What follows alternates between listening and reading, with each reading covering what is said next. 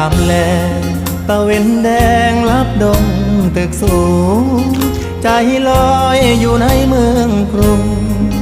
ไปถึงทิวทุ่งท้องนาคือทอดแม่พ่อสบายบ่น้อยามลูกจากมาฝาเฮือนแอมตองมุงยาหลับตายังจำฝังใจ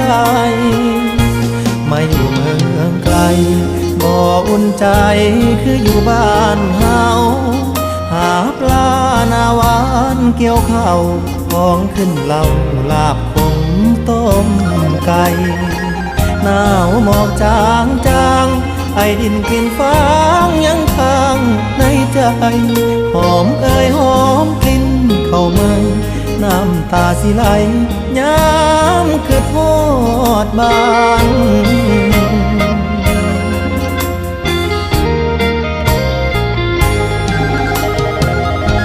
คือทอดเพื่อนสารป่านนี้เป็นจังใดน้องขอเพิ่นไว้ก่อนเด้อพ่อมีท่อกสกองทุนหมู่บ้านยังหาบ่ได้ค่าแรงจากนายใช้วันต่อวัน